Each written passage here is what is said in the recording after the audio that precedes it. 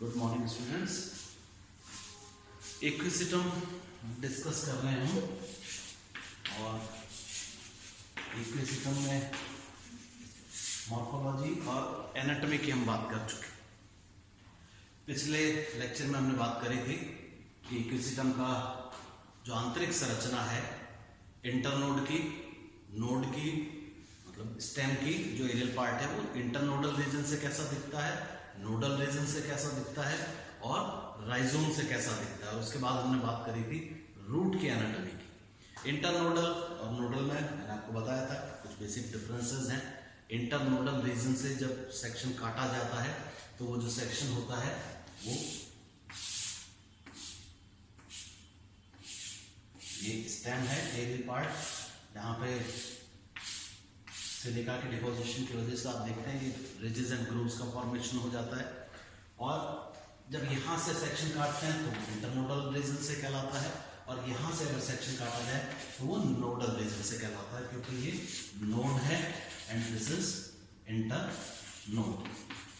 और मैंने आपको बेसिक डिफरेंस बताया था कि एक तो बड़ा जो डिफरेंस ये है कि इंटरनोडल रीजन से जब काटा जाता है तो बीच में पिथ होता है जो कि हॉलो होगा, लेकिन नोडल रीजन से जब ये काटा जाता है तो वो सॉलिड होता है, वहाँ पे जो पिथ होगा वो हॉलो नहीं होगा, उसकी जगह क्या होगा नोडल डायफ्राम प्रेजेंट होगी।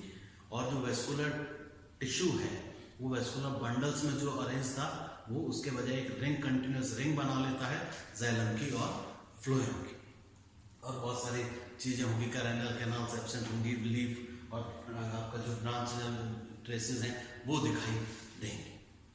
इसी तरह से जब राइजोम की बात करी थी तो राइजोम में जो सबसे इंपॉर्टेंट चीज याद रखने की थी वो ये थी कि फोटोसिंथेटिक टिश्यू जोन या क्लोरेनकाइमा टिश्यू नहीं प्रेजेंट होता है, क्योंकि फोटोसिंथेसिस एरियल पार्ट द्वारा किया जाता है, स्टेम द्वारा। लीव्स तो है नहीं, लीव्स बहुत रिड्यूस्ड हैं, इसके लिए।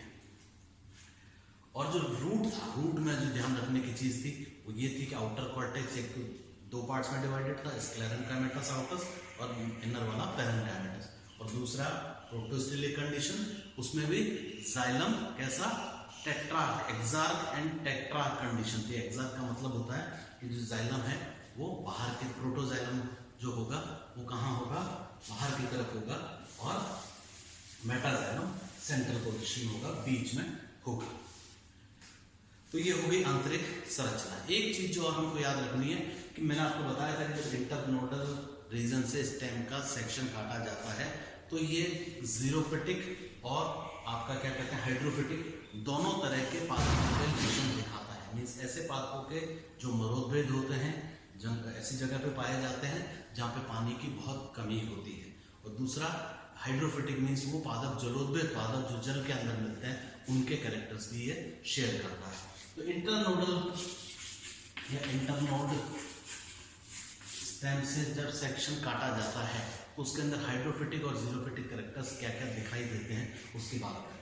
पहले बात करें जीरोफिटिक कैरेक्टर्स की। जीरोफिटिक मीन्स मरोदभेदीय लक्षण क्या दिखते हैं। मरोदभेद उन पादपों को कहते हैं जो ऐसी जगहों पे उगते हैं जहाँ पानी की कमी होती है, स्कैर्सिटी ऑफ वाटर होता है। पानी की कमी की वजह से वो अपने अंदर कुछ स्पेशल कैरेक्टर्स डेवलप करते हैं, और ऐसा ही जीरोफिटिक कैरेक्टर्स इंटरनोडल रीजन से जो काटा जाता है जो इक्विसिटम में दिखाई देते हैं उनमें सबसे इंपॉर्टेंट ये है, एक तो पहला presence of ridges and grooves. मैंने आपको बताया था कि जो आउटलाइन होगी वो राउंड नहीं है, जब उसका सेक्शन हम काटते हैं तो वो कैसा दिखाई देता है, इस तरह से वेवी दिखाई देगा। और ये रिजेस एंड ग्रूव्स क्यों होती है, क्योंकि जो सिलिका होती है वो रेडियल बाहर या बाहर वाली जो एपिडर्मल सेल्स है इनके अंदर सिलिका का डिपोजिशन हो जाता है। तो presence of ridges and grooves.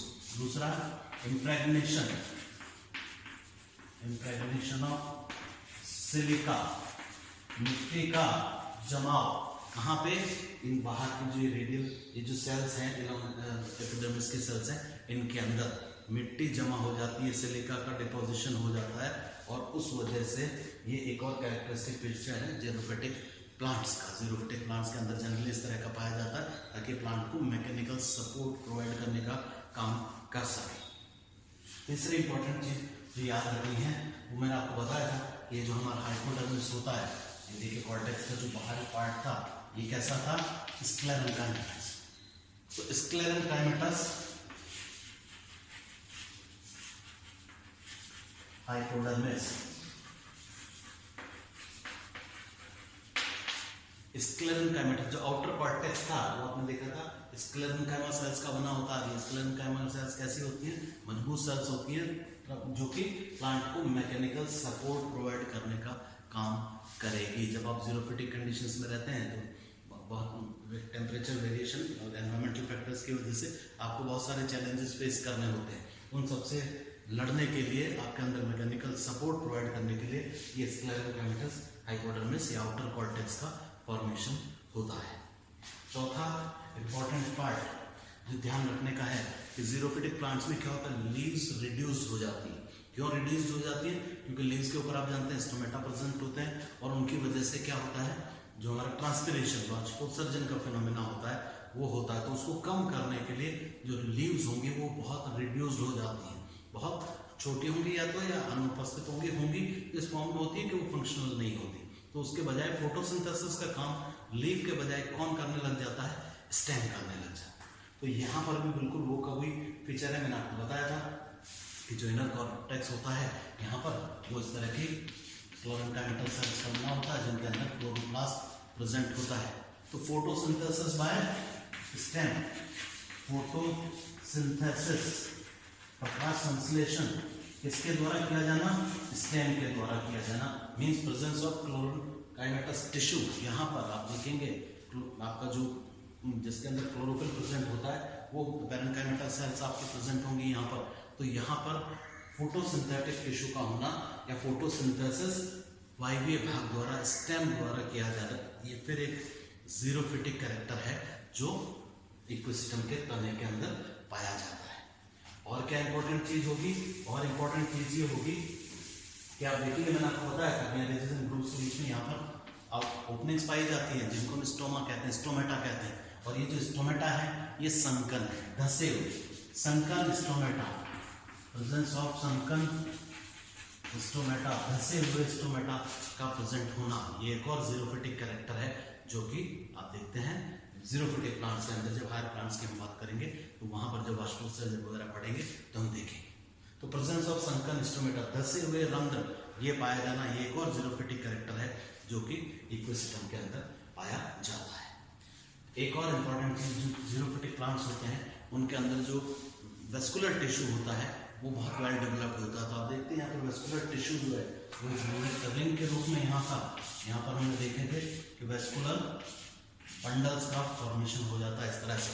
तो presence of well developed vascular cylinder, vascular cylinder या वेस्कुलर टिश्यू, वेस्कुलर टिश्यू या वेस्कुलर सिलेंडर वेल डेवलप्ड है, ये फिर जीरोफिटिक प्लांट्स का कैरेक्टर है। तो ये इंपॉर्टेंट कैरेक्टरिस्टिक फीचर्स हैं जो ये शो करते हैं कि जो हमारा इकोसिस्टम है वो किस तरह का है, जीरोफिटिक कंडीशंस में जीने वाला प्लांट है या जीरोफिटिक कंडीशंस में सर्वाइव करता है। मैंने आपको शुरू में बताया भी था कि जो टेरिडोफाइट्स होते हैं वो मॉइस्ट एंड शेड लविंग होते हैं, लेकिन इक्विसिटम एक ऐसा प्लांट है जो आपको ज़ेरिक कंडीशंस में भी, ऐसी कंडीशंस में जहाँ पानी की शॉर्टेज रहती है, दिक्कत रहती है, वहाँ भी मिलता है। और उसका मिलने का रीज़न यही है कि इसने अपने अंदर क्या है वो जीरोफिटिक कैरेक्टर्स डेवलप कर ली। ये हो गए जीरोफिटिक कैरेक्टर्स जो इसके अंदर मिलते हैं। हाइड्रोफिटिक कैरेक्टर्स, हाइड्रोफिटिक कैरेक्टर्स मीन्स ऐसे कैरेक्टर जो जलोद्भिद पादपों में पाए जाते हैं, जो जलोद्भिद पादप होते हैं, जो जल के अंदर रहते हैं। जल के अंदर रहने वाले पादपों में जो सबसे इंपॉर्टेंट फैक्टर होता है वो ये होता है कि उनके अंदर वेल डेवलप्ड एरेटिंग सिस्टम होता है। मीन्स बड़ी बड़ी आपको क्या होगा, कैविटीज दिखाई देंगी जो कि प्लांट को बायोएनर्जी प्रोवाइड करने के काम आती है, ताकि वो उनके अंदर एयर होगी जिससे कि प्लांट पानी के अंदर तैर सके और गैसियस एक्सचेंज के लिए वो काम आती है। बिल्कुल यहाँ पर भी आप देखेंगे तो हाइड्रोफिटिक कैरेक्टर है, इसमें इंपॉर्टेंट कैरेक्टर हमको याद रखना है वो है वेल डेवलप्ड